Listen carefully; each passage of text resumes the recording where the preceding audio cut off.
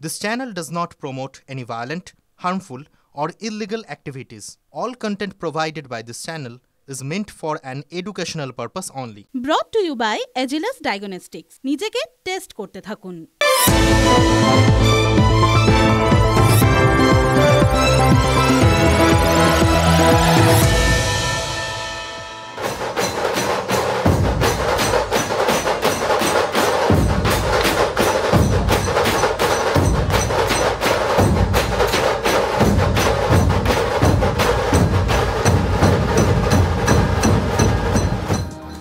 টাকা উড়িয়ে দেওয়া যায় এটা তো শুনেছিলাম, কিন্তু এভাবে যে উড়িয়ে দেওয়া যায় বিশ্বাস করুন, না দেখলে বিশ্বাস করতেই পারতাম না। দেখলেন তো, দুদিকে দুটো জেসিবি দাঁড়িয়ে, আর সে দুটোর ওপর উঠে কিছু লোক টাকা ওড়াচ্ছে। শুধু ওই দুটোর ওপরে শুধু না, আশেপাশের ওই যত বারান্দা ঠারান্দা আছে সেখানে দাঁড়িয়েও টাকা ওড়াচ্ছে। আক্ষরিক অর্থেই টাকা ওড়াচ্ছে, সব 500 আর 200 টাকার নোট। সেই টাকাগুলো হাওয়ায় উড়তে উড়তে নিচে পড়ছে, আর কিছু লোক পড়ি মড়ি করে নিজেদের মধ্যে ধাক্কা ধাক্কি করে যে যেভাবে পারে, ওই হরিণ লুটের বাতাসা যেভাবে লোকে নেয় এটা সেইভাবে টাকা নিচ্ছে, টাকা কোড়াচ্ছে। এই ভিডিওটা সিরিয়াসলি মানে এত ধাক্কা দিয়ে গেল না, আফসোস যে হলো না তা না, কিন্তু জানতেও ইচ্ছে করলো যে কারা এই দাতা কর্ণ বলুন তো এইভাবে টাকা ওড়াতে পারে। খোঁজ নিলাম, আর খোঁজ নিয়ে জানলাম এটা একটা বরযাত্রীর টাকা ওড়ানোর ছবি। বরাতি উত্তরপ্রদেশের সিদ্ধার্থনগর বলে একটা জায়গা আছে, সেখানে এই বরাতিরা জেসিবির ওপর উঠে এইভাবেই টাকা উড়িয়েছে। কত উড়িয়েছে জানেন? আন্দাজ করুন, 20 লক্ষ টাকা। ভাবা যায়? দেখার পর কি ভাবলাম জানেন? আছে তাই ওড়াচ্ছে, না থাকলে আর কি করতো? না থাকলে নিশ্চয়ই ওই টাকা পয়সা জমানোর চেষ্টা করতো, সঞ্চয় হতো। কেউ লক্ষ্মীর ভাঁড়ে জমায়, কেউ সুইস ব্যাংকে। আলটিমেটলি সবাই মানে সুযোগ মতো সঞ্চয়ের চেষ্টা করে। কিন্তু এবছর লোকসভা ভোটের আগে ভারতীয় সাংসদদের সম্পত্তির হিসেবটা যখন দেখলাম, তখন মনে হলো যে সাধারণ মানুষ তারা ফেলটুসি রয়ে গেল একদম, জানেন তো, একদম Feluda. Association of Democratic reforms মানে এডিআর বলে একটা সংস্থা এই সমস্ত সার্ভে টার্ভে করে। তারাই গত 25 বছর ধরে ভারতীয় রাজনীতিকদের এই আয় ব্যয়ের হিসেবটা চুলচেরা বিশ্লেষণ করেছে। কার কত সম্পত্তি, কার নামে কতগুলো মামলা রয়েছে, আগের ভোটে কার কত সম্পত্তি ছিল, এই ভোটের মধ্যে সেই সম্পত্তি কোথায় পৌঁছলো, এরকম সব তথ্য খুঁজে সেগুলোকে আবার প্রকাশ করাটাই ওই এডিআরের কাজ। তো লোকসভা ভোটের আগে সেই এডিআর রিপোর্ট কি বলেছিল জানেন? বলেছিল লোকসভা রাজ্যসভা মিলিয়ে যে মোট 763 জন সাংসদ আছেন, তাদের মোট সম্পত্তির পরিমাণ 29,251 কোটি টাকা, মানে প্রায় 30,000 কোটি টাকা। ঠিক শুনেছেন, সংখ্যাটার মধ্যে বললেই মানে গড়ে এক একজন সাংসদের কাছে কত কোটি টাকার সম্পত্তি পড়লো ভাবুন তো, 38 কোটি টাকা। যারা এভাবে কুবেরের কৃপাদৃষ্টি পেয়েছেন, মানে এরকম যাদের সম্পত্তি থাকে তারা কুবেরের কৃপাদৃষ্টি ছাড়া তো হয় না। এবার তারা না হয় কুবেরের কৃপাদৃষ্টি পেয়েছেন, কুবের তাদের যে বেশ কৃপার চোখে দেখেছেন সেটা বুঝতে পারছি, কিন্তু এই মহাশয়েরা দেশের মানুষকে কোন নজরে দেখেন এটাও তো জানা দরকার। কারণ এরাই তো আবার দেশের মানুষের প্রতিনিধি, জনপ্রতিনিধি। কোন জন, কোন জনগণ? কোনো মানুষ যদি দৈনিক 32 টাকা খরচ করার ক্ষমতা রাখেন, তাহলে এখন আমাদের দেশের সরকার আর তাকে দরিদ্র বলতে রাজি নন, তিনি দারিদ্র সীমার ওপরে থাকে। এবার সেই মাপকাঠিতেও দেশের প্রতি 5 জন মানুষের একজন নাকি দরিদ্র। ভাবতে পারছেন? তাহলে এরপরেও বলবেন যে ওই সম্পদের নিরিখে নেতাদের আর জনপ্রতিনিধি বলাটা সাজে? যে জনতার প্রতি 5 জনের একজন দারিদ্র সীমার নিচে বাস করে, আর বাকি 4 জন তারা অনেকেই হয়তো ওই দিনে 32 টাকা খরচের যোগ্যতামান পেরিয়েছে আর কি। সেই জনতার যারা প্রতিনিধি, তাদের এক একজনের সম্পত্তির বহর দেখার পর ডাউট হচ্ছে, জানেন তো, সত্যিই কি আর নেতাদের জনপ্রতিনিধি বলার দরকার আছে? কেউ বলতেই পারে যে এডিআরের হিসেবটা তো শুধুমাত্রই সাংসদদের নিয়ে, এর বাইরে বিধায়করা আছেন, কাউন্সিলর আছেন, পঞ্চায়েত প্রতিনিধিরা আছেন, সবাই কি আর ওই কোটিতে কামান? নিশ্চয়ই না। কিন্তু সাধারণ দৃষ্টিভঙ্গি কি বলে? বলে নেতারা আয় আর উপায়ের দিক থেকে মোটেই সাধারণ নন, তার উপরে। এভাবেই আজকালকার নেতাদের দেখতে আসলে আমরা অভ্যস্ত। হ্যাঁ, ব্যতিক্রম কি ছিলেন না? ছিলেন আগে রাজ্যের প্রাক্তন মুখ্যমন্ত্রী প্রফুল্লচন্দ্র সেন। তার নাকি দুজোড়া পাঞ্জাবি আর দুজোড়া ধুতি ছিল, থাকতেন অতি সাধারণ একটা ঘরে, সেখানে একটা তক্তপোষ আর সামান্য কিছু আসবাব। আরেক প্রাক্তন মুখ্যমন্ত্রী বুদ্ধদেব ভট্টাচার্য, তারাও তো সারাটা জীবন ওই ধুতি পাঞ্জাবি আর পাম অ্যাভিনিউয়ের ছোট্ট ফ্ল্যাটে কেটে গেল। আরেকজন প্রাক্তন প্রধানমন্ত্রী গুলজারিলাল নন্দো, তিনি কি দারিদ্র্যের মধ্যে শেষ জীবন কাটিয়েছেন সেটা সবাই জানেন। বর্তমান মুখ্যমন্ত্রী মমতা বন্দ্যোপাধ্যায়, তারও তো ওই সহজ সরল জীবনযাপন নিয়ে চর্চা হয়, যা দেখে অবাক হন দেশ বিদেশের অতিথিরা। কিন্তু এদের ব্যতিক্রমী হিসেবে দেখতেই অভ্যস্ত সবাই, আমরাও এদের ব্যতিক্রমীর খাতায় রেখে দিলাম। যদিও ব্যতিক্রমী শব্দটার আজকাল রাজ্যে অন্যরকম মানে আছে, কারণ জবের থেকে ওই ভুয়ো নিয়োগ টিয়োগগুলো হয়েছিল, তবের থেকে কিন্তু ওই আমাদের ব্রাত্য বসু শিখিয়েছিলেন এগুলো সব ব্যতিক্রমী নিয়োগ। সুতরাং এগুলো ব্যতিক্রমী শব্দটার একটা অদ্ভুত নতুন মানে তৈরি হয়ে গেছে। আমরা সেই ব্যতিক্রমীর কথা বলছি না, আমরা সত্যিকারের ব্যতিক্রমীর কথা বলছি। হ্যাঁ, এরা ব্যতিক্রমী, কারণ বাকিদের আর এই ব্যতিক্রমীর ব্র্যাকেটে কীভাবে ফেলবেন বলুন তো? রাজ্যের এক মন্ত্রীর বান্ধবীর ফ্ল্যাটে ওই নোটের পাহাড় তো দেখে ফেলেছে বাঙালি, তারপরেও রাজ্যের শাসক দলের নেতারা বা সরকারের মন্ত্রীরা নিজেদের জনপ্রতিনিধি হিসেবে দাবি করতেই পারেন, এটা তাদের আইনসঙ্গত অধিকার। তারা বলতেই পারেন যে দেশের প্রতি 5 জনের একজন দৈনিক 32 টাকার বেশি খরচ করতে পারে না, সেই দেশের মানুষের যোগ্য প্রতিনিধি একমাত্র তৃণমূল কংগ্রেস। কারণ সংসার চালানোর মতোই সরকার চালাতে তো তৃণমূলের ওই পাই পয়সার হিসেব কষে নুন আনতে পান্তা পুরো অবস্থা হয়ে গেছে। তাই এই কথাগুলো শুনি, বুঝি, আর একটু বোঝার জন্য, খতিয়ে দেখার জন্য হিসেবের খাতা সেটাও একটু পাতা উল্টোই, জানেন তো। আর সেটা উল্টোতে গেলে কি মনে হয় জানেন? না, আজকে কিছু কথা বলতেই হবে, যে কথাগুলো না বললেই নয়।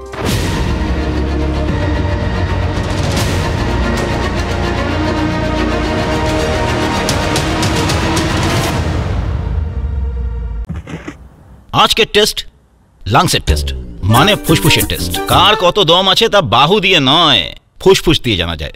আপনিও টেস্ট করিয়ে নিন, বার্থডেসগুলোতে কাজে আসবে। তাই যখন হেলথ টেস্টের কথা আসে, আমার ভরসা হলো India's largest diagnostics company Agilus diagnostics. নিজেকে টেস্ট করতে থাকুন। দ্বিতীয় বিশ্বযুদ্ধের সময় কলকাতায় ব্ল্যাক আউট হয়ে যেত, অন্ধকার চারপাশ। সাইরেন কি বোঝাতো? জাপানি যুদ্ধ বিমান ঢুকে পড়েছে শহরের আকাশ সীমানায়, অর্থাৎ বোম ফেলেছে জাপানি, এরকম ওই সেই ছড়াটা সারেগামা পাধানি, বোম ফেলেছে জাপানি, সেইটা আর কি। চুচুড়ার মানুষ বলতে পারেন এটা আবার নতুন কথা কি? আপনারা অভ্যস্ত হন, আমরা অভ্যস্ত হয়ে গেছি। পুরসভার সৌজন্যে আগে ভাগে আমরা এই অন্ধকারে থাকার অভ্যেসটা ঝালিয়ে নিয়েছি। দেখুন, চুচুড়ার মানুষ কিন্তু ভাগ্যবান। গত পরশু রাতে তাদের শহরটা প্রায় অন্ধকারে ডুবেছিল, কারণ চুচুড়া পুরসভার অস্থায়ী কর্মীরা প্রতিবাদ জানিয়ে শহরের রাস্তায় কোনো আলোই জ্বালাননি।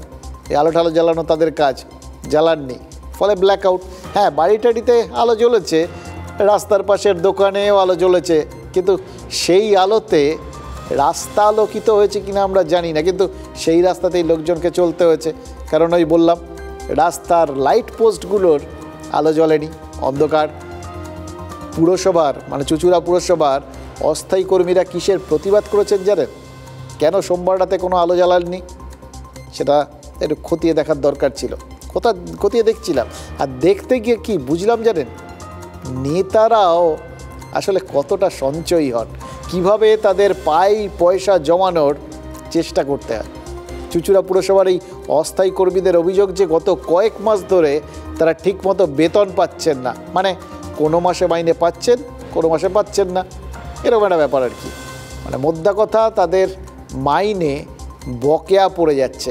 এবার কোথাও যদি তাদের প্রাপ্য মাইনেটা বকেয়া পড়ে, কোথাও না কোথাও তো জমে। তাই তারা প্রতিবাদ জানাতে দুটো রাস্তা বেছে নিয়েছিলেন। এক, ওই সারা রাত চুঁচুড়ার রাস্তায় আলো জ্বালাননি, আর দুই, চুঁচুড়া মিউনিসিপ্যালিটির চেয়ারম্যানকে ঘেরাও করেছিলেন। এবার পুরসভার কর্মীদের রাগ ক্ষোভটা যখন ওই পুরো কর্তৃপক্ষের বিরুদ্ধে, তখন আমাদের কিন্তু নৈতিক কর্তব্য তাদের কথাটাও শোনা। আর সে কথা জানতে চেয়েছিলাম আমরা, জানেন তো, আমাদের কর্তব্য আমরা করেছি। আর তাতে চুঁচুড়ার পুরপ্রধান যা বলেছেন তা থেকে পরিষ্কার, যারা বলেন রাজ্যের মানুষের ওই করের টাকা রাজ্যের তৃণমূল সরকার খালি খেলা মেলা বা খয়রাতি করে উড়িয়ে দেয়, তারা নিন্দুক। একদম পুরোপুরি ঠিক বলেন না। তৃণমূল সরকার দরকার পড়লে সাধারণ মানুষের টাকা যাতে বাজে খরচা না হয় সেই চেষ্টাও করে। প্রতিদিন নিজেকে টেস্ট করতে থাকা উচিত, কারণ টেস্ট করেই মানুষ ফিট থাকতে পারে। তাই যখন হেলথ টেস্টের কথা আসে তখন আমি ভরসা করি India's largest diagnostics company Agilus diagnostics. নিজেকে টেস্ট করতে থাকুন। আমাদের নিয়ে ফুটবল খেলার মতন হচ্ছে আর কি, যে প্রত্যেক মাসে চেয়ারম্যানের দরজায় গিয়ে আমরা আন্দোলন করব, তারপর আমরা মাইনে পাবো। বাকি কর্তৃপক্ষরা সব চুপচাপ। তো সেই রকমই আজকে পিঠ ঠেকতে ঠেকতে 2 মাস অতিক্রান্ত হয়ে গিয়ে 3 মাসে পড়েছে। আর সেই 3 মাসের মাথায় আমরা আন্দোলনে যেতে বাধ্য হয়েছি। আমরা ওভারলোডেড, সারা পশ্চিমবঙ্গের ভিতরে সবচেয়ে বেশি স্টাফ এখানে। গার্ড কে কোথায় কী আছে বৃত্তান্ত সব আমরা জানতে চাই, কেউ কোনো তথ্য সরবরাহ করছে না। দুদিন আগের ঘটনা, দমদমের তৃণমূল সাংসদ সৌগত রায় বলেছিলেন যে সাধারণ মানুষের টাকায় পুলিশের মাইনে হয়। এবার তার কথা ধরেই বলছি, একজন নেতা যখন স্বীকার করেছেন যে আমাদের টাকায় কিছু কাজ হয়, তখন আমরা নিশ্চিত চুঁচুড়া পুরসভাও স্বীকার করবে যে পুরসভার খরচ খরচা, এই কর্মীদের বেতন, এগুলো আসলে নাগরিকদের ট্যাক্সের পয়সাতেই হয়। তাই চুঁচুড়ার পুরপ্রধান আসলে আমাদের টাকাই বাঁচাতে চাইছেন, এইটা সার সত্য বুঝে নিয়েছি। টাকাটা যখন আমাদের, তখন আমাদের দায় দায়িত্বও বেশি। সেই দায় দায়িত্ব থেকেই আমরা আর একটু জানার চেষ্টা করেছি। সোজা কথায় গভীরে গেছি, গিয়ে কি জেনেছি চুঁচুড়া পুরসভায় যত্রতত্র কর্মী নিয়োগ হয়েছে, জানেন তো। এবার কিভাবে প্রয়োজনের থেকে বেশি ঠিকাকর্মীর বোঝা এই তৃণমূল পরিচালিত পুরসভাটার ঘাড়ে চেপেছে, সেটাও জানতে বিশেষ আমাদের কষ্ট করতে হয়নি, কারণ পুরপ্রধান নিজেই জানিয়ে দিয়েছেন। কারো নাম করেননি তিনি, কিন্তু যা বলেছেন তার অর্থ তো পরিষ্কার। তৃণমূলেরই একটা অংশ নাকি ভোট ব্যাংকে রাজনীতি করেছে, আর সেটা করতে গিয়ে পুরসভায় দেদার নিজেদের লোক ঢুকিয়ে গেছে। ফলে এখন পুরসভা যখন খরচ কমাতে চাইছে, কারণ ওই আলটিমেট হিসেব তো দুটো লাইনের, এদিকে আয় আর এদিকে ব্যয়, হয় লাভ নয় ক্ষতি। এবার অধিকাংশ ক্ষেত্রেই ক্ষতিতে সবাই রান করছে, তার ফলে এখন ওই ব্যয় কমানোর চাপ এসে পড়েছে। একদম জাস্ট সব জায়গায় এই এক প্রবলেম, জানেন তো। আর সেটা করতে গিয়ে যাদের ওপর কোপ পড়ার তাদের ওপরই কোপ পড়ছে। মানে ঠিকা কর্মীদের বেতন নিয়ে সবার আগে চুঁচুড়ার পুরপ্রধান কড়াকড়ি করে বসে আছেন, সেটাই তো বলেছেন। এবার তার সঙ্গে যেটা বলেছেন সেটাও কিন্তু খুব ইন্টারেস্টিং, অদ্ভুত। তিনি এই যাবতীয় কিছুর মাথায় রয়েছেন, তার আন্ডারে কতজন স্টাফ আছেন, তারা কোথায় কাজ করেন, কি কাজ, তাদের কত মাইনে, কেন মাইনে, এই বিষয়গুলো তো তার জানার কথা। পুরপ্রধান বলছেন কোথায় কত স্টাফ আছে তারা নিজেরাই নাকি সেটা জানেন না। মানে পুরসভাই জানে না তাদের কতজন কর্মী, কিভাবে এলেন তারা। পুরসভা যখন অন্ধকারে, তখন তৃণমূলের একটা অংশই আড়াল থেকে কলকাঠি নেড়ে নাকি শহর অন্ধকার করে দিচ্ছে। এটাও আমরা বলছি না, এটাও পুরপ্রধানই বলছেন, বুঝলেন তো। এরপরেও যারা ভাবছেন এটা কীরকম কথা, তাহলে এরকমভাবে ইচ্ছে হলেই কর্মী নিয়োগ করা যায় নাকি? সরকারের কি কোনো নিয়মকানুন নেই নাকি? যা খুশি তাই এরকমভাবে বলে দিলেই হয়ে গেল? কিছু কিছু লোক আবার আছেন, তারা আবার এইরকম ভাবতে শুরু করেছেন এই সরকারের আমলে মাত্র একবার ওই স্কুল সার্ভিস কমিশনের পরীক্ষা হয়েছে, প্রাথমিকের নিয়োগের পরীক্ষা বারচারেক হয়েছে, কিন্তু নিয়োগ অনিয়মিত, রেগুলার হয়নি পুরো ব্যাপারটা। এখনও অনেকের চাকরি পাওয়া বাকি আছে পরীক্ষায় পাস করেও। পিএসসি বা অন্যান্য চাকরিতেও সরকার নিয়োগ করতে পারছে না। এবার এই যা ট্র্যাক রেকর্ড, এই যেটা বর্তমানে অবস্থা, সবই তো টানাটানির জন্য। সেই টানাটানির বাজারে এই সরকারের আমলে এই একই দলের হাতে থাকা একটা পুরসভায় এরকমভাবে মুড়ি মুড়কির মতো চাকরি কখনো হতে পারে নাকি? প্রশ্নটা সঙ্গত, কিন্তু তাদের একটু মনে করিয়ে দেওয়ার চেষ্টা করছি। জানেন তো, কদিন আগে ক্যানিং পূর্বের তৃণমূল বিধায়ক শওকত মোল্লা যে শেখালেন, কিচ্ছু শেখেননি। শওকত মোল্লাই তো বলেছিলেন যে চাকরির পরীক্ষা ছাড়াই সিভিক পুলিশে নিয়োগ করে গোটা দেশের মধ্যে দৃষ্টান্ত স্থাপন করে দিয়েছে এই সরকার। মানে একদিকে সরকারি চাকরির পরীক্ষা হচ্ছে না, নিয়োগ হচ্ছে না, চাকরি প্রার্থীরা মিছিল করছেন, ধর্ণা দিচ্ছেন, আর অন্যদিকে বিনা পরীক্ষায় সিভিকের চাকরি হয়ে যাচ্ছে। এটা তিনি সরকারের কৃতিত্ব বলেই বলেছেন। বাট কৃতিত্ব তখন এরকমই ইচ্ছে মতো পুরসভায় কোনো নেতা তিনি যদি লোক ঢুকিয়ে দিয়ে থাকেন, মানে কোনো নিয়ম কানুনের ধার না দিয়ে, কোনো টিস্টেমের মাধ্যমে না গিয়ে, তাহলে আর তিনি এমন কি অন্যায় করেছেন বলুন তো? এইসব করানো হচ্ছে তো কোনো উদ্দেশ্য প্রণোদিত ব্যক্তিত্বরাই করাচ্ছে। আগে হতো না, এখন হচ্ছে, মানে অনিয়ম কেন হচ্ছে? দল ভুল করেছে কথা বলার অধিকার আমার নেই। দল যা সিদ্ধান্ত নেবে আমরা মেনে নেব। বলছে খেতে পাচ্ছি না, একটা বাড়ির 4 জন লোক কাজ করছে, কিন্তু অন্যায়টা অন্যায় না, এটা নয় বলা যাবে না। টাকা ড্রেনেজ হবে সেটা বলা যাবে না, করা হাতে ধরলেই তখন এইসব করানো হবে। আমি অলিখিতভাবে জানি অচল অবস্থা চলছে, কিন্তু চেয়ারম্যানও কোনো সাহায্য চায়নি, শ্রমিকরাও কোনো সাহায্য চায়নি। তাই আপনি এগিয়েও যাবেন না? অবশ্যই না, দল বললেই যাব। অর্থাৎ তৃণমূলের চেয়ারম্যান, তৃণমূলের বিধায়ক, এটাকে সোজা কথায় কী বলা জানেন তো, একদম যুযুধান। দুজনে ঠাড়ে ঠোড়ে একে অন্যের দিকে তীর ছুঁড়ে যাচ্ছেন। এবার দেখুন, প্রশ্ন তো ওই জায়গা থেকেই, কে সেই নেতা যার ইচ্ছে পুরসভায় নিয়োগ হয়েছে, বা যার ইচ্ছে পুরসভার ঠিকাকর্মীরা এরকম বিদ্রোহী হয়ে উঠেছেন? দেখুন, ওই চুচুড়ার চেয়ারম্যান, বিধায়ক একে অন্যের দিকে যতই যুযুধান হয়ে তীর ছুড়ুন, কেউ কারোর নাম করেননি, তা সত্ত্বেও ঠাকুর ঘরে কের মতো একটা ব্যাপার তো হয়েই গেছে। ওই চুচুড়ার তৃণমূল বিধায়ক অসিত মজুমদার, তার মন্তব্যগুলো একবার খেয়াল করে দেখুন। অসিত মজুমদার বলছেন লোক নিয়োগ হলে সেটা দলের সিদ্ধান্তে হয়েছে, তাই দলের সিদ্ধান্ত নিয়ে প্রশ্ন তোলার অধিকার কারণেই। আর তার আগে ওই চেয়ারম্যান কি বলছিলেন, ইন্টারেস্টিং কথা, অন্যায় হলে সেটা বলতে পারবো না, অন্যায় তো অন্যায়। এবার অন্যায়ই হতে পারে, কিন্তু যখন ব্যাপারটা ব্যক্তির থেকে দলগত হয়ে যায়, তখন তো সেটাকে আর ওই ছোট্ট দৃষ্টিভঙ্গিতে বিচার করা যায় না, একটু প্রশস্ত দৃষ্টি নিয়ে দেখতে হয়। তার মানে তখন কি চুচুড়ার ওই পুরপ্রধান আর তৃণমূল বিধায়কের এই যে মত পার্থক্য, তুতু ম্যায়, এটাকে গোষ্ঠীদ্বন্দ্ব বলা যায়? মানে দেখুন, দল মানে তো গোষ্ঠী, আর গোষ্ঠীর মধ্যে মতের মিল না হলে, বিবাদ বাঁধলে, তাকে তো গোষ্ঠীদ্বন্দ্ব বলেই ধরতে হবে। যদিও তৃণমূল নেতারা বিভিন্ন সময় বলেছেন যে তাদের দলে নাকি কোনো রকম দ্বন্দ্বই নেই, তারপরেও যেটা হলো, এটা তো ওই চক্ষু কর্ণের বিবাদ ভঞ্জন একই সঙ্গে হয়ে গেল। সুতরাং একটু খোঁজ নিয়ে দেখা তো দরকার। তৃণমূল নেতাদের দ্বন্দ্বের মূল্য কি তৃণমূল পরিচালিত এই পুরসভাকেই দিতে হচ্ছে? দেখুন, ঠিকা কর্মী নিয়োগে কোনো হিসেব না থাকায় বাজে খরচের বোঝা কি এই চুচুড়া পুরসভার ওপর চেপেছে? তাদের কি খেসারত দিতে হচ্ছে? দেখুন, যতই হোক, আবার বলছি, যত টাকাই খরচ হোক, আমাদের মানে সাধারণ মানুষের টাকাই তো খরচ হচ্ছে, তাই না? আবার কাউকে আপনি আপনার সুবিধে মতো, আপনার প্রয়োজনে চাকরিটা দিয়ে দিলেন, তারপর তার তো হিসেব হয়ে যায়। যেভাবেই চাকরি পান, চাকরি তো দিয়েছে, তিনি তো গায়ের জোরে চাকরি নেননি, কেউ না কেউ তো দিয়েছে, নিজের স্বার্থে দিয়েছে, তারা মাইনে পান, সেই মাইনে তাদের সংসার চালায়।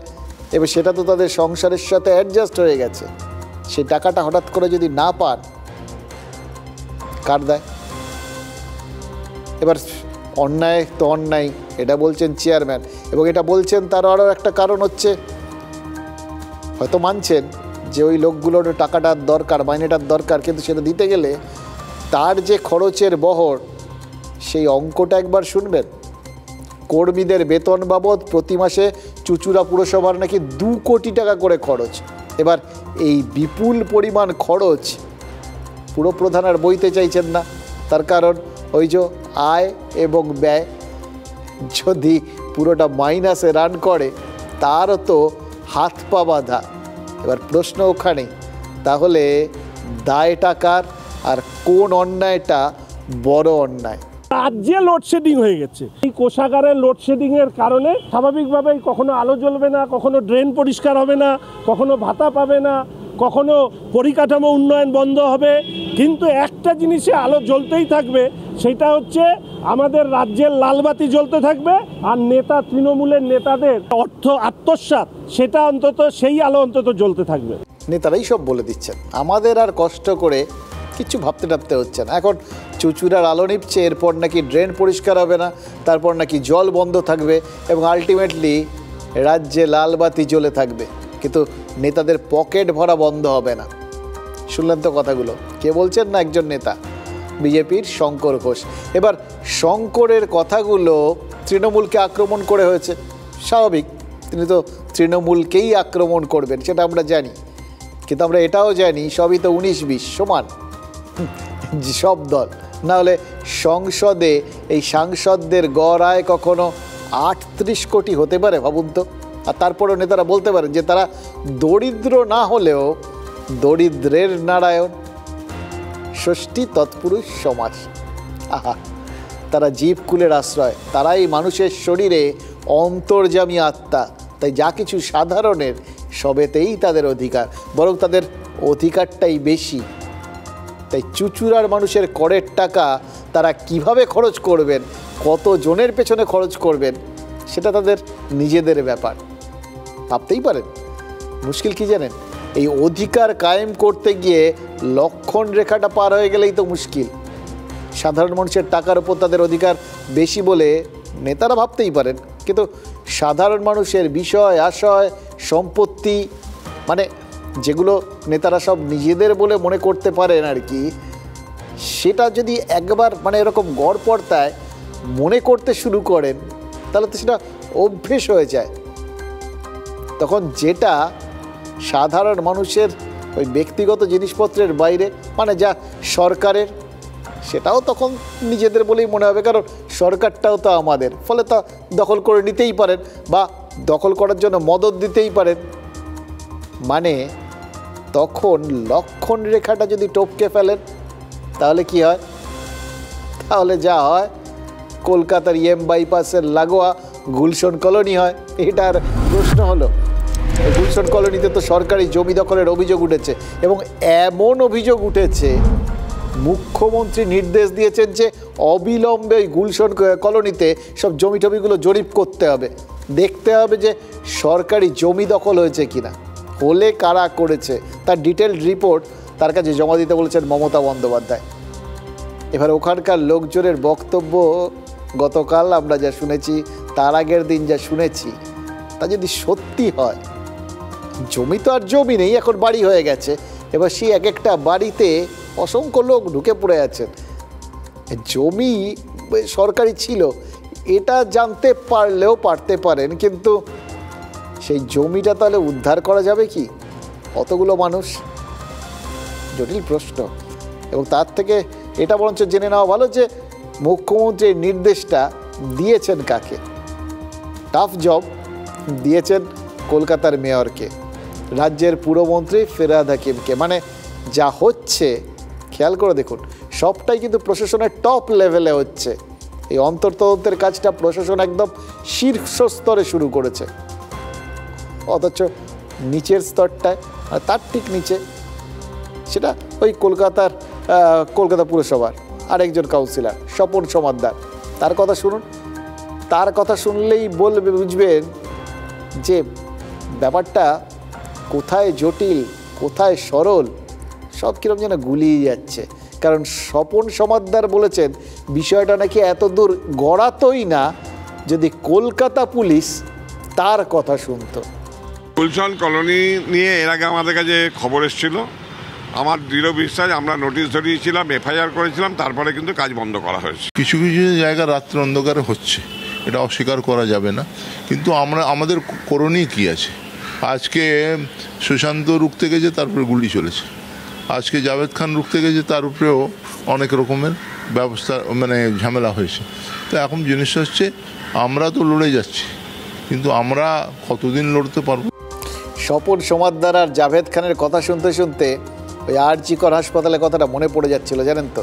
ওই তিলোত্তমার ধর্ষণ আর খুনের ঘটনার পর তখন তো বিভিন্ন জনকে বলতে শুনেছি, এই আন্দোলনকারী জুনিয়র ডাক্তার, সিনিয়র ডাক্তার সবাইকে বলতে শুনেছি যে আরজি কর হাসপাতালের যে প্রদীপের নিচে অন্ধকার, দুর্নীতি আর থ্রেট কালচারের যে দাপট, সেটা অনেক আগেই নাকি তারা পুলিশকে জানিয়েছিলেন। টালা থানায় নাকি অভিযোগ দায়ের হয়েছিল, কিন্তু পুলিশ কিচ্ছু করেনি। করলে কি আর এই তিলোত্তমার ঘটনা ঘটতো? আমাদের বক্তব্য নয়, ডাক্তারদেরই বক্তব্য। আর ঠিক এই একই ঘটনা তো দেখছি এই গুলশান কলোনির ঘটনায়, একই কথা তো পুলিশকে জানানো হয়েছিল। মেয়র পরিষদ নিজে বলছেন তারা পুলিশকে জানিয়েছিলেন, এফআইআর হয়েছিল, তদন্ত হয়েছিল। এবার তার ধারণা তারপর হয়তো কাজ বন্ধ হয়েছিল, কিন্তু কাজ যে বন্ধ হয়নি সেটা আবার জাভেদ খান বলে দিলেন। তাহলে একসঙ্গে যদি দুটো সত্যি মিশে তাহলে দাঁড়ায় তো খবর পেয়েও পুলিশ কিছু করেনি।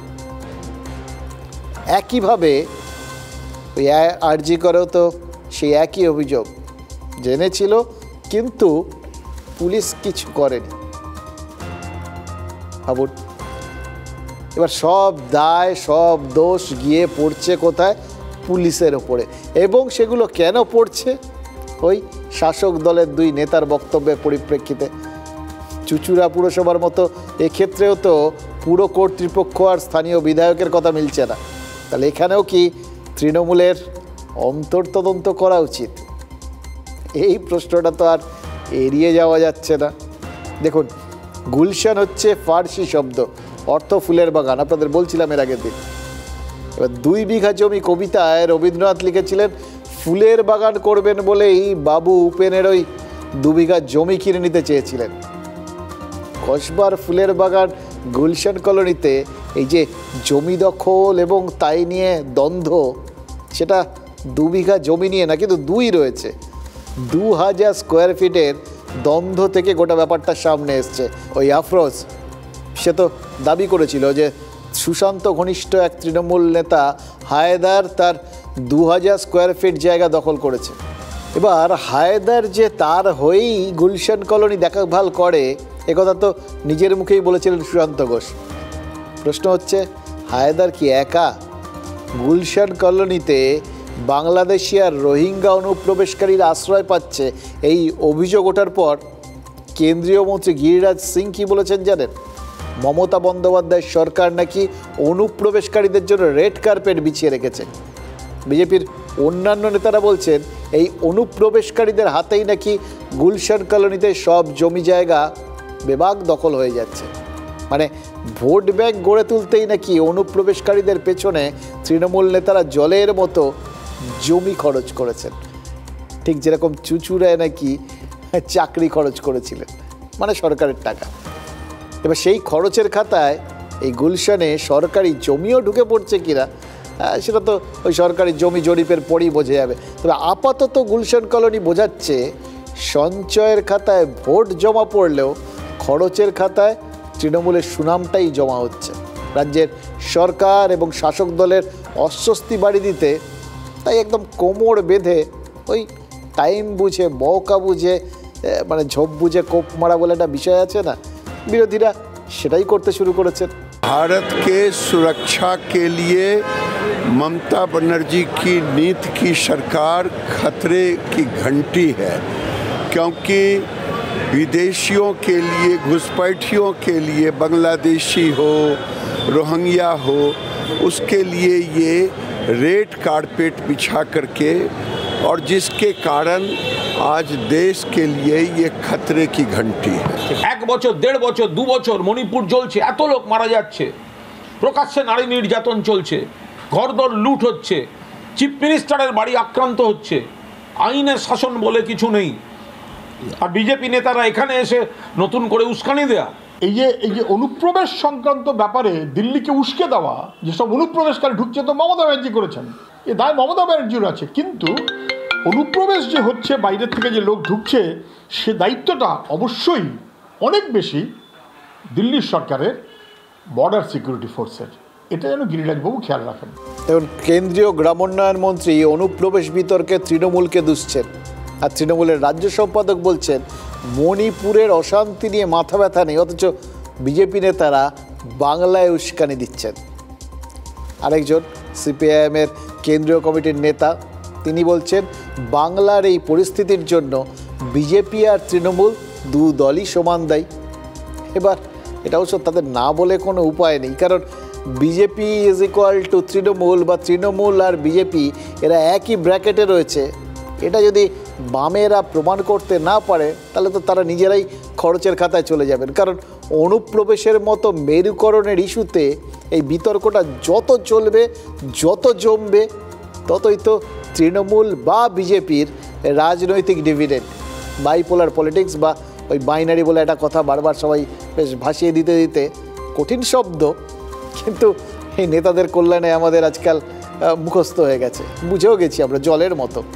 নেতারা বোঝাচ্ছেন তো, না বুঝে উপায় আছে। যাই হোক, এই বাইপোলার পলিটিক্স বা রাজ্য রাজনীতির এই দ্বিমেরু তত্ত্ব, মানে সোজা বাংলায় যেটাকে আমি আপনি সেটিং বলে শুনি ওই বামেদের মুখ থেকে, তাতে তো বামেদের সমূহ ক্ষতি, তারা তো তাদের নো হোয়ার হয়ে যাবেন, বুঝতে পারছেন। তাই তৃণমূলের সঙ্গে বিজেপিকেও সমানভাবে যদি কোনোভাবে তারা দায়ী করতে পারেন, তাতে দিয়ে তাদের রাজনৈতিক সুবিধা হবে, এটা তারা বুঝতে পেরেছেন, সেই লক্ষ্যেই তারা তাদের বক্তব্য রাখছেন। এটা হলে দুটো সুবিধা। তারা বোঝাতে পারবেন যে তৃণমূল বা বিজেপি নয়, তৃণমূল বা বিজেপির বিরুদ্ধে একসঙ্গে তারা লড়ছেন, দুজনের সঙ্গেই। সেক্ষেত্রে সিপিআইএমের নতুন জোট সঙ্গী সিপিআইএমএল কী ভাববে? দীপঙ্কর ভট্টাচার্যের দল তো আবার বিজেপি আর তৃণমূলকে এক বলে মনে করে না, বরং অনেকেরই ধারণা মমতা বন্দ্যোপাধ্যায় এবং তার দল তৃণমূল কংগ্রেসের প্রতি রাজনৈতিকভাবে একটু দুর্বল এই সিপিআইএমএল। তাহলে কি হবে? তাহলে তো ওই বৃহত্তর একটা বাম ঐক্যের যে ছবিটা আঁকার চেষ্টা করছিল সিপিআইএম, সে ছবির তো দুটো টান পড়ার আগেই ওই পুরো ক্যানভাসটাই ফর্দাফাই হয়ে গেল। অনুপ্রবেশ বিতর্কে বিজেপি আর তৃণমূলকে একযোগে বেঁধার অঙ্কটা তাহলে সুজন চক্রবর্তীরা মেলাবেন কি করে? তার ফলে মনে হচ্ছে কি জানেন, তাদের আর একটা অঙ্ক কষতে হবে, সেটা ওই খরচারই অঙ্ক। তৃণমূল সাংসদ কল্যাণ বন্দ্যোপাধ্যায় বলেছিলেন যে তিনি এবং কুণাল ঘোষ ছাড়া সংকটের মুহূর্তে দলের কাজে কেউ লাগেননি। সে আরজি কর আন্দোলনকে কেন্দ্র করে রাজ্যে যে স্বতঃস্ফূর্ত আন্দোলন দানা বেঁধেছিল, সেই আন্দোলনকে ভোঁতা করাই হোক, বা দলের হয়ে সেই সময় অন্তত কিছু বক্তব্য ভাসিয়ে রাখাই হোক, সেই আন্দোলনকে ভোঁতা করতে তারা দুজনেই নাকি ময়দানে ছিলেন। এমনকি তৃণমূল ছাত্র পরিষদের সদস্যরা এই থ্রেট কালচারে অভিযুক্ত হয়েছিলেন, তাদের সাসপেন্ড হতে হয়েছিল, অথচ তাদের বাঁচাতে টিএমসিপির রাজ্য সভাপতি ত্রিরাঙ্কুর ভট্টাচার্য কী করেছেন সেটাই পাল্টা জানতে চেয়েছিলেন কল্যাণ বন্দ্যোপাধ্যায়। ত্রিরাঙ্কুরের মাথায় কার হাত রয়েছে? একদম মানে নিজের একটা ট্রেডমার্ক স্টাইল আছে না, সেই স্টাইলে এই প্রশ্নটাও তো শ্রীরামপুরের তৃণমূল সাংসদ করেছিলেন। হ্যাঁ, এবার তিনি প্রশ্ন করবেন, উত্তর আসবে না, অত তৃণমূলে আজকের দিনে এটা হয় না, জানেন তো। তাই আজ উত্তর দিয়েছেন তৃণাঙ্কুর। তৃণমূল ছাত্র পরিষদের রাজ্য সভাপতি কি বলেছেন জানেন? তিনি কি করেন না করেন সেটা মমতা বন্দ্যোপাধ্যায় এবং অভিষেক বন্দ্যোপাধ্যায় ভালোই জানেন। কল্যাণ বন্দ্যোপাধ্যায় জানতে চেয়েছিলেন যে তৃণাঙ্কুরের মাথায় কার হাত রয়েছে, আর তৃণাঙ্কুর বুঝিয়ে দিলেন তার মাথায় কার নয়, কার কার হাত রয়েছে। শুনতে শুনতে মনে পড়ছিল কল্যাণবাবু একবার এরকমই একটা কথা বলেছিলেন, তিনি কি করেন না করেন সেটা মমতা বন্দ্যোপাধ্যায় জানেন। রাজনীতির ইতিহাস না অদ্ভুত। কখনো কখনো মনে হয় প্রবল মানে তার একটা রসবোধ আছে জানেন তো, আবার কখনো কখনো মনে হয় খুব নিষ্ঠুর, কোনো কথা ফেলে রাখে না, ভিন্ডিকটিভ, ঠিক সময় কথাটা ঘুরিয়ে ফেরত চলে আসে। এক্ষেত্রেও দেখুন, তবে তৃণাঙ্কুর এর সঙ্গে আরেকটা হিসেব দিয়েছেন। তার দাবি হচ্ছে কল্যাণ বন্দ্যোপাধ্যায়ের রাজনৈতিক কেরিয়ার নাকি শেষের পথে, আর সবে তার শুরু হচ্ছে। ওই তোমার হলো শুরু না, এক্ষেত্রে তোমার হলো সারা, আমার হলো শুরু। হ্যাঁ, তৃণমূল ছাত্র পরিষদ নেতার মুখে একথা শোনার পরেও কল্যাণ বন্দ্যোপাধ্যায়ের পাল্টা জবাব কিন্তু এখনও দেননি, এড়িয়ে গেছেন। হয়তো মনে করেছেন এর সঙ্গে মুখ লাগতে গেলে তাকে হয়তো আরও পাকে পড়তে হবে, তাতে তৃণমূলের ক্ষতি। কিন্তু তিনি যে কথা বলেননি, এড়িয়ে গেছেন, তাতেও তৃণমূলে খুব একটা স্বস্তি হয়নি, কারণ অস্বস্তিতে ফেলার লোক কি কম পড়িয়াছে? তৃণমূল ছাত্র পরিষদের সভাপতি, তার মুখ থেকে কোনো ভাষা নেই, কোনো কথা নেই, আনবিলিভেবল। আমি ভাবতে পারছি না কার আশীর্বাদের মাথায় আছে যে এখনো তৃণমূল ছাত্র পরিষদের সভাপতি থাকে। উনি এত বছর ধরে রাজনীতি করছে, ইনফ্যাক্ট রাজনীতির শেষ প্রান্তে আছেন, আর আমি আমার রাজনীতি হয়তো সূত্রপাতে আছে। তো এত ডিফারেন্সিয়াল লিডারের মন্তব্যের পাল্টা কিছু বলা সমীচীন লাগে না। আমার নেতৃত্ব আমায় শিখিয়েছিলেন রাজনীতিটা মিডিয়ার সামনে রেখে বারবার টিভিতে দেখালে তো ব্যক্তিগত ফেম বাড়ে, কিন্তু সেটা দলের কাজে আসে না এবং দলের বিপদে ফেলে। তো সেই জায়গা থেকে আমার ওনাকে বলাটা মানায় না। কি করবে না করবে তার হিসেব কে কল্যাণ ব্যানার্জি খায় না মাথায় দেয়, খায় না মাথায় দেয়, একটা ভাটের মতো বকে উল্টো পাল্টা হাও করে, জীবনে মামলা জিততে পারে না, সব কেস গিয়ে ঘেঁটে দেয়। আরে তুই কাঞ্চনকে বলবি, ভেবে শুনে বল কাকে বলছিস। ঠিক না, দল বিরোধী হয়েছে, ওকে দলের অ্যাকশন নেওয়া উচিত, অবিলম্বে দলের শাস্তির খাড়া নেওয়া উচিত। কল্যাণ বলছে বলি আরও 5 জন বলবে, লে হালুয়া। দলটা না পুরো মানে মারকাটারি ব্যাটসম্যানে ভর্তি, জানেন তো, কেউ বল মানে মাঠের মধ্যে রাখেন না, সোজা টাং টাং করে বাউন্ডারির বাইরে পাঠিয়ে দেন। শুনলেন তো বদন মিত্রের কথা। এবং দেখুন বলার কি স্টাইল, বলার মধ্যে তিনি একসঙ্গে দুজনকে মাঠের বাইরে পাঠালেন, এক কল্যাণ বন্দ্যোপাধ্যায় তার সাথে কাঞ্চন, দুজনকেই একসঙ্গে, কি অদ্ভুত। আর তার আগে ওই তৃণাঙ্কুর বক্তব্যের মধ্যে আরও একটা জিনিস প্রশ্ন তুলে দিলেন, কোনটা কাজটা কার্যকরী কাজ আর কোনটা লোক দেখানো কাজ। মানে কিছু কাজ নাকি আছে, কেউ নাকি আছেন যারা গ্যালারি শো করেন, সেটাই কি তৃণাঙ্কুর বোঝাতে চাইলেন? এবার কার দিকে গ্যালারি শো করার তিনি দাবিটা তুললেন সে বুঝতেই পারছেন আপনারা। দেখুন এর মাঝখানে আমার ধারণা যাকে মানে সমস্ত সাম্প্রতিককালে এই গণ্ডগোলগুলোর মধ্যে দাঁড়িয়ে কোথাও গিয়ে রাস্তা দেখাতে হচ্ছে, এই তার চাপটা বাড়ছে।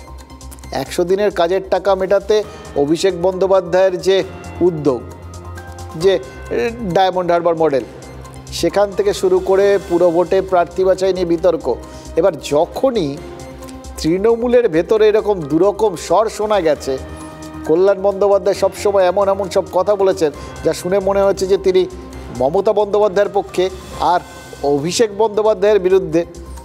এবার তৃণমূল সাংসদ নিজের মুখে এটা স্বীকারও করেছিলেন যে মমতা বন্দ্যোপাধ্যায় ছাড়া আর কারোর নেতৃত্ব তিনি স্বীকার করেন না। এবার সেই কল্যাণ বন্দ্যোপাধ্যায়ের প্রশ্নের উত্তরে তৃণাঙ্কুর যদি বুঝিয়ে দেন যে তিনি মমতা বন্দ্যোপাধ্যায় এবং অভিষেক বন্দ্যোপাধ্যায় দুজনকেই নেতা হিসেবে মেনে চলেন, তাহলে মদন মিত্র কি বোঝালেন? তিনিও কি কল্যাণ বন্দ্যোপাধ্যায়কে বুঝিয়ে দিলেন যে আগামী দিনে অভিষেক বন্দ্যোপাধ্যায়কে নেতা হিসেবে সমান গুরুত্ব না দিলে কল্যাণ বন্দ্যোপাধ্যায়ের রাজনৈতিক কেরিয়ার সত্যিই শেষের মুখে পড়বে? দেখুন তৃণমূলের শীর্ষ নেতৃত্বের কোর্টে আলটিমেট বিচার হয়, সবাই জানেন, শীর্ষ আদালত ওটাই। এবার সেই শীর্ষ আদালত কার হয়ে শেষ পর্যন্ত রায় দেবে সেটা তো তাদের সময় বলবে।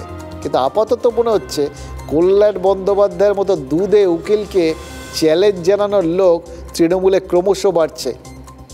আবার এটাও হতে পারে ছিলই, বাড়াবাড়ির কিছু নেই, ছিলই, শুধু ওই টাইমিংটা ম্যাচ করে গেছে।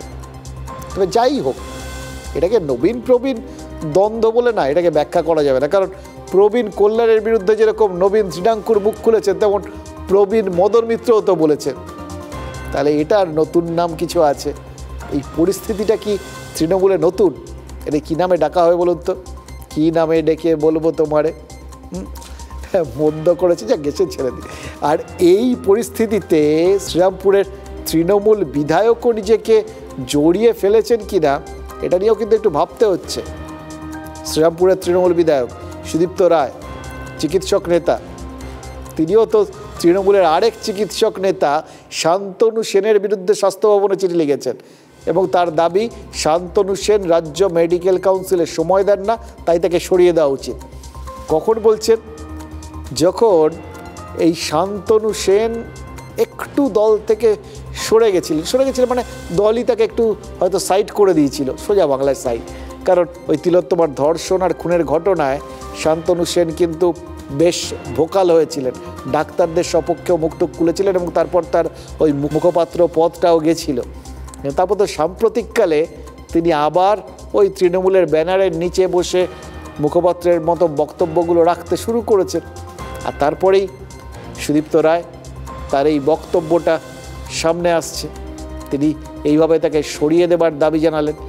এবার সুদীপ্ত রায়ের বিরুদ্ধে কিন্তু তখন অভিযোগ ছিল যে ওই সেই সকালে তিলোত্তমার ধর্ষণ আর খুনের সকালে তিনি নাকি আরজি করে গেছিলেন, এমনকি তিনি ফোন করে নাকি অভিক ডেকেছিলেন, এটা নিজের মুখেই স্বীকার করেছিলেন।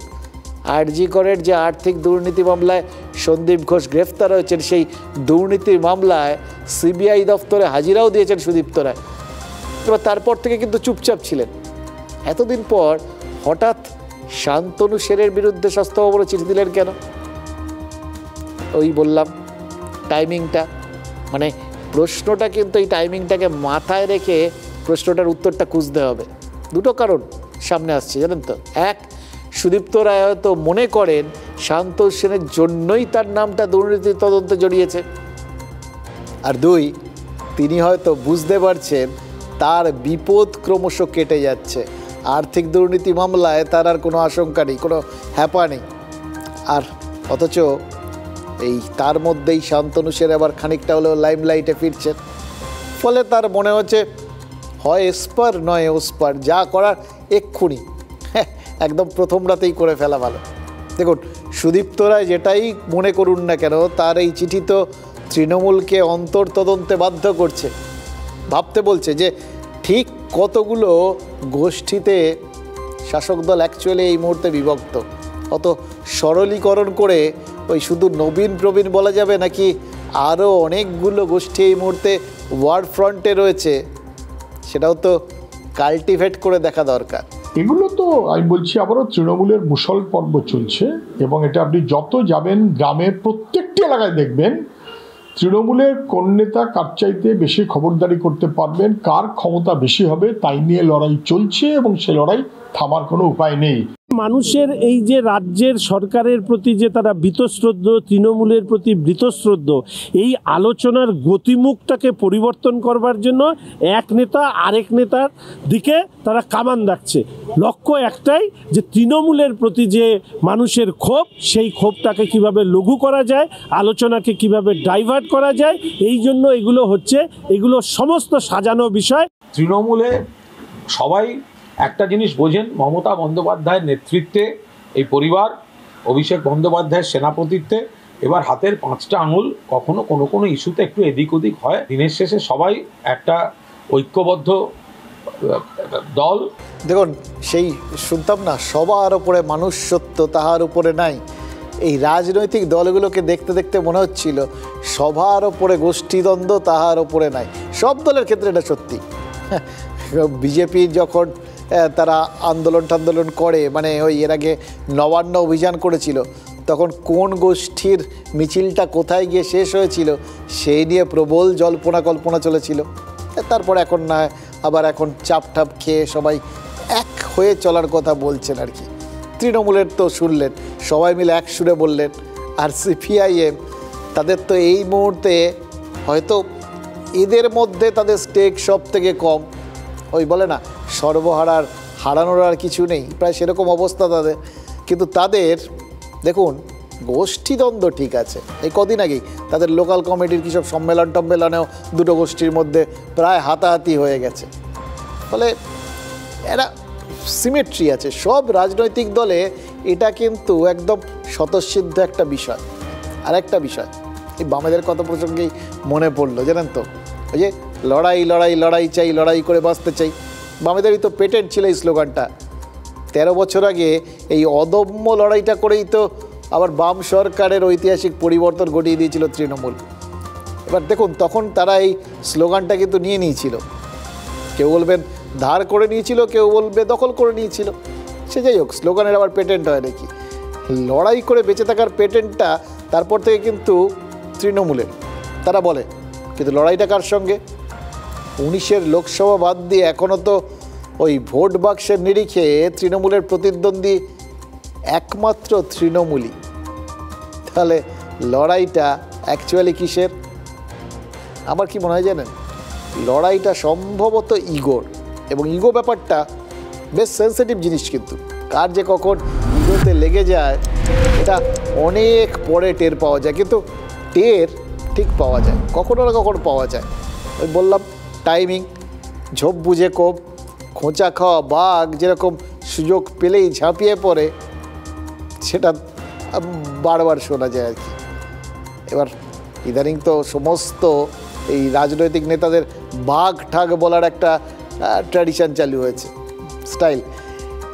এবার প্রশ্নটা তাহলে সেখানে একইভাবে আসবে, খোঁচা খাওয়া বাঘ যাই করুক, খোঁচা খাওয়া নেতা তারা কি করে? ওটাও একই রকম, সুযোগ পেলেই পাল্টা খোঁচা দেয়। তৃণমূলের ইগোটাকে মানে বুঝতে পারছেন, এই যে বিভিন্ন বাঘ বিতণ্ডা, তাতে পরিষ্কার বুঝে নিন এই ইগোকে ইগনোর করা যাবে না। দুর্নীতি ইস্যুর কথাই ধরুন, তৃণমূলের অন্দরে বারবার এই ইস্যুতে লড়াই বেঁধেছে। পার্থ চট্টোপাধ্যায়ের কেসটা একটা তার রেফারেন্স হতে পারে। একটা সময় দলের মহাসচিব, ঐতিহাসিক একটা ডেজিগনেশন, আন্তর্জাতিক ডেজিগনেশনও বলতে পারেন, কারণ ওটা রাষ্ট্রপুঞ্জ ছাড়া কোথাও দেখা যেত না। তারপর শিক্ষামন্ত্রী, পরে তিনি শিল্পমন্ত্রীও হয়েছিলেন। একটা সময় দলের হয়ে একমাত্র কথা বলতেন পার্থ চট্টোপাধ্যায়। মুকুল রায় পরবর্তী অধ্যায়ে এই পার্থ চট্টোপাধ্যায় তো দলের মুখ হয়ে উঠেছিলেন। মুখ্যমন্ত্রী প্রকাশ্যে তার পার্থদার প্রতি অগাধ আস্থাও রাখতেন। এটাই অনেকের ইগো হার্ট হয়েছিল হয়তো। কখন বোঝা গেছিল?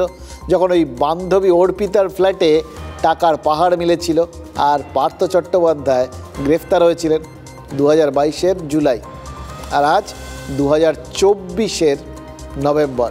কম দিন তো নয়, এত দিন ধরে বন্দি প্রাক্তন শিক্ষামন্ত্রী।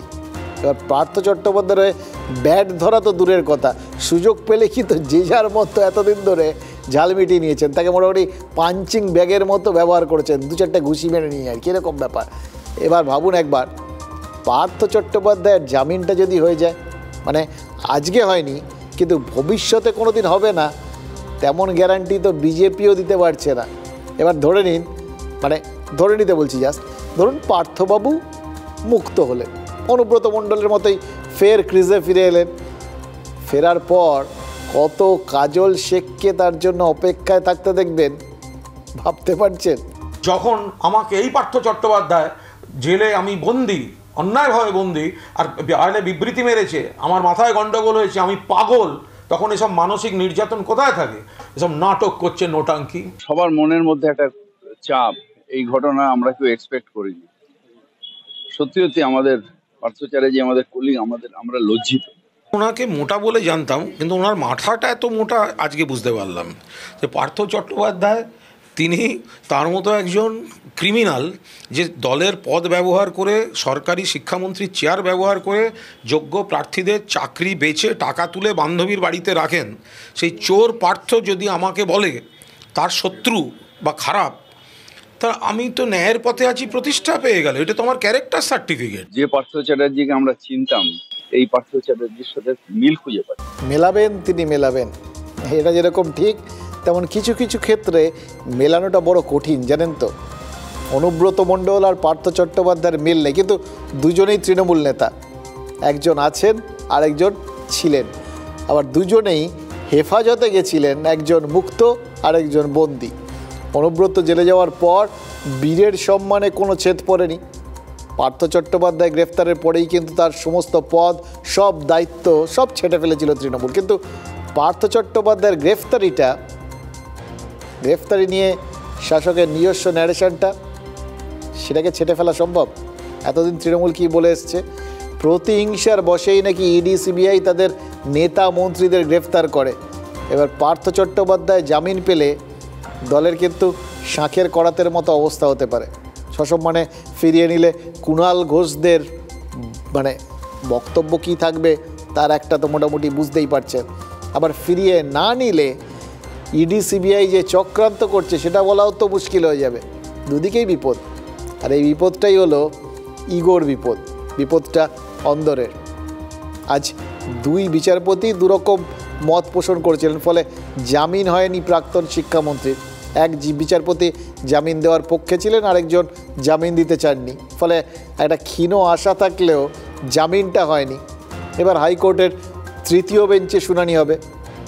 ওদিকে আজই কিন্তু নিয়োগ দুর্নীতি মামলায় যুব তৃণমূলের প্রাক্তন নেতা কুন্তল ঘোষের জামিন হয়ে গেছে। শর্ত সাপেক্ষ, কিন্তু জামিন। একে একে অনেকেই কিন্তু জামিন পেয়ে যাচ্ছে, জানেন তো।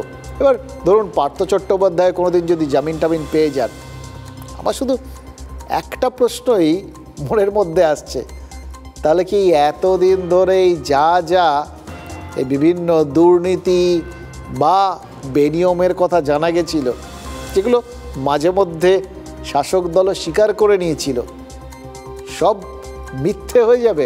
নাকি সব দুষ্টু লোকেরা ভালো হয়ে যাওয়ার সঙ্গে সঙ্গে জাস্ট ভ্যানিশ হয়ে যাবে? 23 জুলাই 2022 প্রাথমিক দুর্নীতি মামলায় ইডির হাতে গ্রেফতার হয়েছিলেন পার্থ চট্টোপাধ্যায়। তারপর একের পর এক মামলায় প্রাক্তন শিক্ষামন্ত্রীকে জড়িয়েছে ইডি সিবিআই। 28 মাস পার, জামিন জোটেনি। বুধবার অনেক আশা করে বসেছিলেন অধুনা প্রেসিডেন্সি জেলের বাসিন্দা, কিন্তু সব আশায় জল। সুপ্রিম কোর্টে ইডি মামলায় জামিনের আবেদনে শুনানি হয়নি। হাইকোর্টে সিবিআই মামলায় পার্থর জামিন নিয়ে ভিন্ন মত দুই বিচারপতির। প্রধান বিচারপতি ঠিক করে দেওয়া অন্য বেঞ্চে যাবে মামলা। বুধবার শুনানি ছিল বিচারপতি অরিজিৎ বন্দ্যোপাধ্যায় ও বিচারপতি অপূর্ব সিনহা রায়ের ডিভিশন বেঞ্চে। পার্থ চট্টোপাধ্যায়, শান্তিপ্রসাদ সিনহা, কল্যাণময় গঙ্গোপাধ্যায়, সুবীরেশ ভট্টাচার্য, অশোক সাহা, কৌশিক ঘোষ, শেখ আলী ইমাম, সুব্রত সামন্ত, চন্দন মণ্ডল। 9 জনেরই জামিনের পক্ষে ছিলেন বিচারপতি বন্দ্যোপাধ্যায়। যদিও পার্থ, শান্তিপ্রসাদ, কল্যাণময়, সুবীরেশ, অশোকের জামিন দিতে চাননি বিচারপতি সিনহা রায়। এরা প্রভাবশালী, তদন্ত প্রভাবিত করতে পারেন, মন্তব্য বিচারপতি সিনহা রায়ের। কৌশিক, আলী ইমাম, সুব্রত ও চন্দন, শুধু এই 4 এজেন্ট জামিন পেয়েছেন। পার্থসহ 5 প্রভাবশালী কেন, তাও বুঝিয়ে দিয়েছেন বিচারপতি সিনহা রায়। সিবিআই অভিযোগ করেছিল এই 5 জনের বিরুদ্ধে ট্রায়াল শুরু করার অনুমতি দেয়নি রাজ্য সরকার। পার্থর ক্ষেত্রে রাজ্যপাল অনুমতি দিলেও শিক্ষাকর্তাদের ক্ষেত্রে সেটুকুও পায়নি কেন্দ্রীয় এজেন্সি। 15 দিনের মধ্যে ট্রায়াল শুরুর অনুমতি দেওয়ার নির্দেশ রাজ্যকে। রাজ্য সরকারের এজেন্সি দিয়ে কেন এই তদন্ত প্রক্রিয়া চালানো যাবে না, তার যুক্তি ছিল যে এরা অত্যন্ত প্রভাবশালী, রাজ্য সরকারের যে ডিসিশনে প্রভাব বিস্তার করে। আজকে সেটা প্রমাণ হয়ে গেল যে সেই প্রভাব তার করে, তার কারণ ট্রায়ালের জন্য যে কনসেন্ট, সে কনসেন্ট দেবে না রাজ্য সরকার। তবে কি অনুমতি না দিয়ে রাজ্য সরকারই বিপদ বাড়ালো পার্থর? সারা দেশ জুড়ে এটা প্রমাণিত সত্য যে সেন্ট্রাল ইনভেস্টিগেটিং এজেন্সিগুলোর কম্পিটেন্স রেট অত্যন্ত পুয়ার। কোনো তদন্তই সম্পূর্ণ হয় না। সেই রবীন্দ্রনাথের নোবেল খোঁজার মতো সমস্ত তদন্তই আদি অনন্তকাল ধরে চলতে থাকে। বিচারপতিরা ভিন্ন মত, জামিন গেরোয় প্যাঁচে পার্থ। মনে পড়িয়ে দিচ্ছে 10 বছর আগে তাপস পালের পরিণতি। তাপসের মামলাতেও ভিন্নমত হয়েছিলেন ডিভিশন বেঞ্চের 2 বিচারপতি। 2014 সালে তৃণমূলের সভায় বিদ্বেষমূলক মন্তব্য করেন কৃষ্ণনগরের তৎকালীন সাংসদ। মামলা হয় হাইকোর্টে। তাপসের বিরুদ্ধে সিআইডি তদন্তের নির্দেশ দেন বিচারপতি দীপঙ্কর দত্ত। রায়ের বিরুদ্ধে রাজ্য সরকার ডিভিশন বেঞ্চে যায়। ভিন্নমত হন বিচারপতি গিরিশ গুপ্ত ও বিচারপতি তপব্রত চক্রবর্তী। পরে তৃতীয় বেঞ্চে মামলা পাঠান প্রধান বিচারপতি। তাপসের বিরুদ্ধে সিআইডি তদন্তের নির্দেশ বহাল রাখেন বিচারপতি নিশিথা মাত্রে। পার্থ চট্টোপাধ্যায়ের বরাতে কি আছে? তৃতীয় বেঞ্চে কি জামিন হবে? শ্রাবন্তী সাহার রিপোর্ট, TV9 বাংলা। দেখুন, একটা জিনিস বুঝতে পারছি, পার্থ চট্টোপাধ্যায়ের জামিন হলে আর কি হবে না হবে জানি না, কিন্তু সিবিআই এর আর ইডির ওপর মানুষের যে ভরসা টরসা, সেগুলো জলাঞ্জলি যাবে, এটা নিশ্চিত হয়ে থাকা যেতে পারে। আসলে এই তদন্তকারীদের না সময়টা ভালো যাচ্ছে না, মানে সেটা আপনার সিবিআই বা ইডি ধরুন, মানে কেন্দ্রীয় এজেন্সি বলুন বা কলকাতা পুলিশ।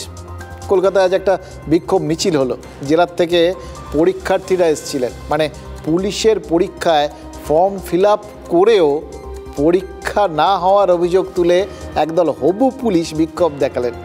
প্রশ্ন ফাঁসের অভিযোগও তার মধ্যে উঠল। আর সিভিক পুলিশ নিয়েও প্রশ্ন তুললেন ভবিষ্যতের বেশ কিছু পুলিশ। আসলে ভাবুন, পুলিশের ভূমিকায় অস্বচ্ছতার অভিযোগ তুলছিল বিরোধীরা, এবার পুলিশে যোগ দিতে যাওয়ার আগেই প্রার্থীরা পুলিশি নিয়োগে অস্বচ্ছতার অভিযোগ তুলে দিলেন। একটা জিনিস বলুন তো, সবই কি চক্রান্ত আর কুৎসা? যারা ফোর্সে ঢুকতে চান তারাই ফোর্সের বিরুদ্ধে চক্রান্ত করছেন নাকি?